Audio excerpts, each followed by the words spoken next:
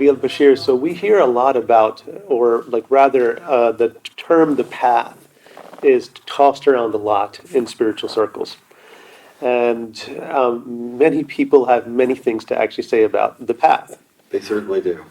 And so I suppose I'd like to ask you, what is the path?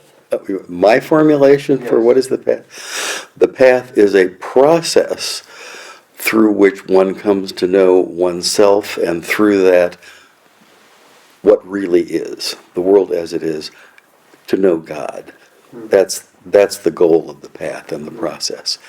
And the process is that of putting oneself in a position where one is in harmony with the cosmos, as it were, and practicing the various rites that have been handed down over the generations that are facilitative of that, because they are in harmony with reality. And then beyond that, exploring one's own nature, character, and intuition, so that one can know oneself, and as they say, he who knows himself knows his Lord. Can you add anything to that? That's very beautiful and very comprehensive. I really liked the terms process and exploration, actually. So these two terms stuck out. I think those are key terms, because the path requires learning, and that is necessarily a development. And it's not about getting things down, as it were, or learning a particular doctrine and not applying it. It's a So what's process. fascinating about that is that what I'm hearing is that that the path is a process, and so you mentioned terms and phrases like knowing yourself and knowing God, or rather also knowing reality. It's almost as if process, or the part of the path that is process, is about knowing yourself, Indeed, it is. and knowing God is a kind of goal that in some way is superimposed upon the process almost at every kind of point of this process. Yes, because that's always the point of the process. And I think perhaps that's often forgotten, that every constituent element of the path serves that goal, to know oneself so that one might know one's Lord. It's almost paradoxical, though. It's just because we have a path in regards to a process of knowing ourselves, but yet, God is ever present in this path, and we're knowing Him all the same in this process. How do we reconcile that? Yes, that's because we're not who we think we are. Who we think we are is an illusion. And when we abandon that illusion in the process of the path, when we abandon that illusion, then we know what really is, and that's God, and can only be God, and can only be the thing that one knows. So part of knowing yourself is actually letting go of everything that you believe that you are.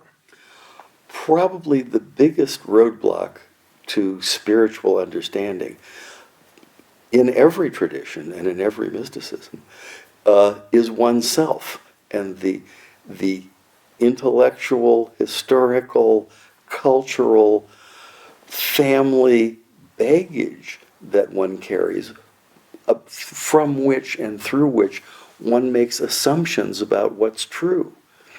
But all of the things that are true need to be understood from their point of view, not through this lens that we impose on it, as you said very clearly. All of this can be pretty jarring, though. Apart from paradox, it can be jarring in the sense that where are our constants? If we're, always in the realm of, letting go, what's letting go? And who are we in that process?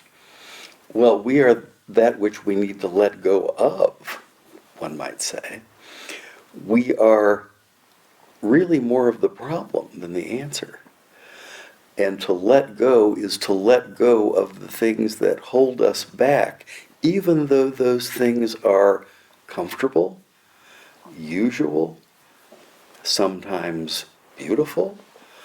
But these are things that keep us anchored in the illusion, rather than that which allows us to abandon the illusion in favor of that which is real. Mm. Now, yes, there is a contradiction in terms of who abandons this illusion, but finally, the answer is it has to be God who abandons the illusion, because the illusion doesn't exist. Mm. So And it was God the whole time. It was God the whole time. And that's one of the most difficult things for beginners, as you put it, to understand. Here in Islam, the starting point is very clear. La ilaha illallah. There is no divinity but the divinity. There is no anything other than the divinity. And that means that what we think of as ourselves can't be real. That's very beautiful. But in many ways, especially with the Shahada, La ilaha illallah is out there at the beginning. It's really far away. Yes, that's right. And that, I think, is the way most people need to approach these things.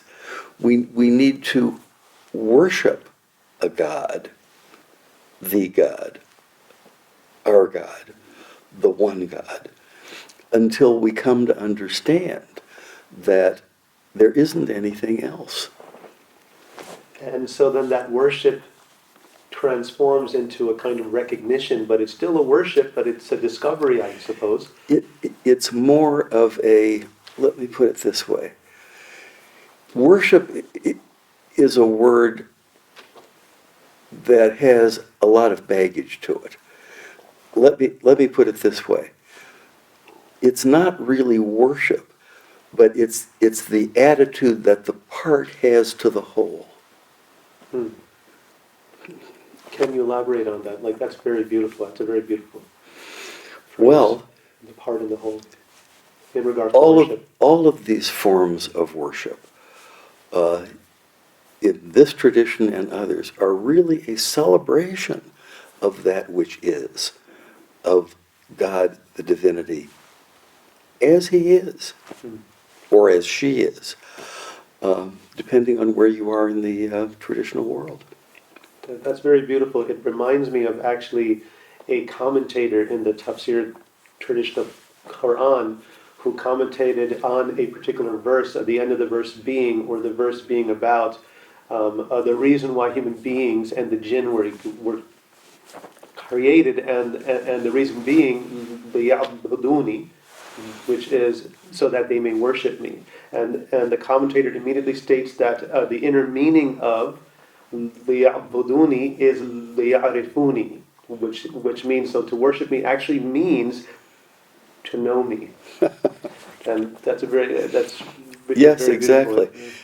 And in that is one of the most subtle and most difficult pieces of metaphysical reality, which is the notion that the one subject is infinite, and infinity necessarily means the possibility of the one subject knowing itself objectively. Mm.